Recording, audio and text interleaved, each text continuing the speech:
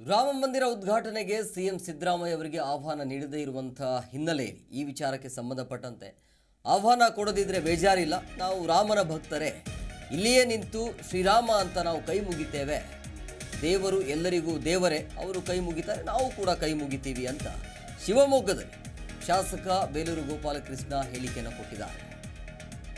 ರಾಮ ಮಂದಿರ ಉದ್ಘಾಟನೆಗೆ ಇಲ್ಲಿ ಸಿಎಂ ಸಿದ್ದರಾಮಯ್ಯ ಅವರಿಗೆ ಆಹ್ವಾನ ಇಲ್ಲ, ಹಾಗಾಗಿ ಆ ವಿಚಾರವಾಗಿ ಮಾತನಾಡಿದರು.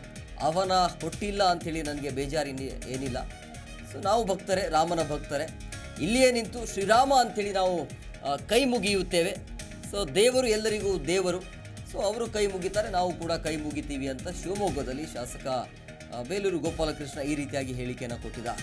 ಗುಂಡಾ ರಾಜ್ಯ ಆಗ್ತಿದೆ, BJP ಶಾಸಕರ ಆರೋಪ ವಿಚಾರವಾಗಿ ಕೂಡ ಮಾತನಾಡಿದರು. ಯಾರಿದ್ದ ಕಾಲದಲ್ಲಿ ಗುಂಡರಾಜ್ಯ ಆಗಿತ್ತು, ಗುಂಡರಾಜ್ಯ ಆಗಿದ್ದಕ್ಕೆ ಜನ 65ಕ್ಕೆ ಕೂರಿಸಿದ್ರು ಅಂತೇಳಿ ಟೀಕೆಯನ್ನು ಮಾಡಿದ್ದಾರೆ.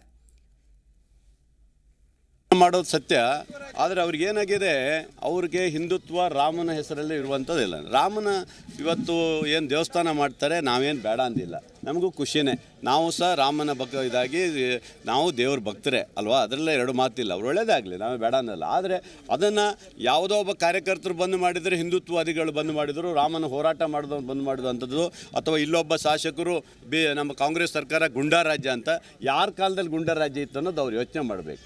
ನಮ್ಮ ಕಾಲದಲ್ಲಿ ಗುಂಡಾ ರಾಜ್ಯ ಆಗಿತ್ತು, ಅವ್ರ ಕಾಲದಲ್ಲಿ ಗುಂಡಾ ರಾಜ್ಯ ಮಾಡಿದಕ್ಕೆ ತಾನೇ 65 ಸೀಟಿ ಬಂದಿದ್ದವರು. ಯೋಚನೆ ಮಾಡ್ಬೇಕಾದ್ರೆ ಕಲ್ಗಟ್ಟು ಪ್ರಭಾಕರ್ ಭಟ್ರು ಏನು ಮಾತಾಡ್ತಾರೆ ಅವರು? ಅವರ ಹಿರಿತನಕ್ಕೆ ಈ ಥರ ಬೇಕಾ ಅಲ್ವಾ? ಯೋಚನೆ ಮಾಡಬೇಕು. ಯಾರೇ ಇರ್ಬೋದು, ಇವತ್ತು ಯಾರು ರಾಮ ಜನ್ಮಭೂಮಿಗೆ ನಾವು ಯಾರು ವಿರೋಧ ಮಾಡಿಲ್ಲ, ನಾವು ಯಾರೂ ಇದು ಮಾಡಲಿಲ್ಲ.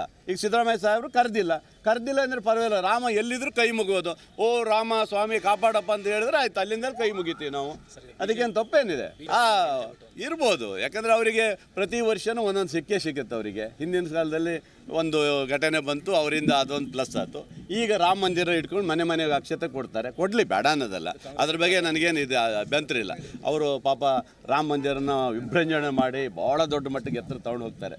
ಸ್ವಾಮಿ ನೀವು ತೊಗೊಂಡೋಗಿ, ದೇವರುಗಳಿಗೂ ತೊಗೊಂಡೋಗಿ, ದೇವಸ್ಥಾನಗಳು ತೊಗೊಂಡೋಗಿ. ಈ ದೇಶದ ಭಾಳಷ್ಟುಗಳು ಇವತ್ತು ಶಿಕ್ಷಣ ಸಂಸ್ಥೆಗಳು, ಭಾಳಷ್ಟು ಕನ್ನಡ ಶಾಲೆಗಳು, ಇತರೆ ಎಲ್ಲವೂ ಇವತ್ತು ಅನಾಥ ಆಗ್ತಾಯಿದ್ದಾವೆ. ಅದ್ರ ಕಡೆನೂ ಅವ್ರನ್ನೇ ಕೊಡ್ರಿ. ಪ್ರತಿಭಟನೆ ಮಾಡೋದು ಸತ್ಯ, ಆದರೆ ಅವ್ರಿಗೇನಾಗಿದೆ, ಅವ್ರಿಗೆ ಹಿಂದುತ್ವ ರಾಮನ ಹೆಸರಲ್ಲಿ ಇರುವಂಥದ್ದಿಲ್ಲ. ರಾಮನ ಇವತ್ತು ಏನು ದೇವಸ್ಥಾನ ಮಾಡ್ತಾರೆ, ನಾವೇನು ಬೇಡ ಅಂದಿಲ್ಲ, ನಮಗೂ ಖುಷಿನೇ, ನಾವು ಸಹ ರಾಮನ ಇದಾಗಿ ನಾವು ದೇವ್ರ ಭಕ್ತರೇ ಅಲ್ವಾ, ಅದರಲ್ಲೇ ಎರಡು ಮಾತಿಲ್ಲ, ಅವ್ರು ಒಳ್ಳೇದಾಗಲಿ, ನಾವೇ ಬೇಡ ಅನ್ನಲ್ಲ. ಆದರೆ ಅದನ್ನು ಯಾವುದೋ ಒಬ್ಬ ಕಾರ್ಯಕರ್ತರು ಬಂದು ಮಾಡಿದರೆ, ಹಿಂದುತ್ವವಾದಿಗಳು ಬಂದು ಮಾಡಿದರು, ರಾಮನ ಹೋರಾಟ ಮಾಡಿದವ್ರು ಬಂದು ಮಾಡಿದಂಥದ್ದು, ಅಥವಾ ಇಲ್ಲೊಬ್ಬ ಶಾಸಕರು ನಮ್ಮ ಕಾಂಗ್ರೆಸ್ ಸರ್ಕಾರ ಗುಂಡಾ ರಾಜ್ಯ ಅಂತ, ಯಾರ ಕಾಲದಲ್ಲಿ ಗುಂಡಾ ರಾಜ್ಯ ಇತ್ತು ಅನ್ನೋದು ಅವ್ರು ಯೋಚನೆ ಮಾಡಬೇಕು. ನಮ್ಮ ಕಾಲದಲ್ಲಿ ಗುಂಡಾ ರಾಜ್ಯ ಆಗಿತ್ತು, ಅವ್ರ ಕಾಲದಲ್ಲಿ ಗುಂಡಾ ರಾಜ್ಯ ಮಾಡಿದಕ್ಕೆ ತಾನೇ 65 ಸೀಟಿ ಬಂದಿದ್ದವರು. ಯೋಚನೆ ಮಾಡ್ಬೇಕಾದ್ರೆ ಕಲ್ಗಟ್ಟು ಪ್ರಭಾಕರ್ ಭಟ್ರು ಏನು ಮಾತಾಡ್ತಾರೆ ಅವರು? ಅವರ ಹಿರಿತನಕ್ಕೆ ಈ ಥರ ಬೇಕಾ ಅಲ್ವಾ? ಯೋಚನೆ ಮಾಡಬೇಕು. ಯಾರೇ ಇರ್ಬೋದು, ಇವತ್ತು ಯಾರು ರಾಮ ಜನ್ಮಭೂಮಿಗೆ ನಾವು ಯಾರು ವಿರೋಧ ಮಾಡಿಲ್ಲ, ನಾವು ಯಾರೂ ಇದು ಮಾಡಲಿಲ್ಲ. ಈಗ ಸಿದ್ದರಾಮಯ್ಯ ಸಾಹೇಬರು ಕರೆದಿಲ್ಲ ಅಂದರೆ ಪರವಾಗಿಲ್ಲ, ರಾಮ ಎಲ್ಲಿದ್ರೂ ಕೈ ಮುಗಿಯೋದು. ಓ ರಾಮ ಸ್ವಾಮಿ ಕಾಪಾಡಪ್ಪ ಅಂತ ಹೇಳಿದ್ರೆ ಆಯ್ತು, ಅಲ್ಲಿಂದ ಕೈ ಮುಗಿತೀವಿ ನಾವು, ಅದಕ್ಕೇನು ತಪ್ಪೇನಿದೆ? ಇರ್ಬೋದು, ಯಾಕಂದರೆ ಅವರಿಗೆ ಪ್ರತಿ ವರ್ಷವೂ ಒಂದೊಂದು ಸಿಕ್ಕುತ್ತೆ. ಅವರಿಗೆ ಹಿಂದಿನ ಕಾಲದಲ್ಲಿ ಒಂದು ಘಟನೆ ಬಂತು, ಅವರಿಂದ ಅದೊಂದು ಪ್ಲಸ್ ಆಯಿತು. ಈಗ ರಾಮ ಮಂದಿರ ಇಟ್ಕೊಂಡು ಮನೆಗೆ ಅಕ್ಷತೆ ಕೊಡ್ತಾರೆ, ಕೊಡಲಿ, ಬೇಡ ಅನ್ನೋದಲ್ಲ, ಅದ್ರ ಬಗ್ಗೆ ನನಗೇನು ಇದು ಅಭ್ಯಂತರ ಇಲ್ಲ. ಅವರು ಪಾಪ ರಾಮ ಮಂದಿರನ ವಿಭೃಂಜನೆ ಮಾಡಿ. ಪ್ರತಿಕ್ಷಣದ ಸುದ್ದಿಗಾಗಿ Zee Kannada news app download ಮಾಡಿ. Live TV, latest updates, entertainment, lifestyle, technology ಸುದ್ದಿ ನಿಮ್ಮ ಅಂಗೈಯಲ್ಲಿ.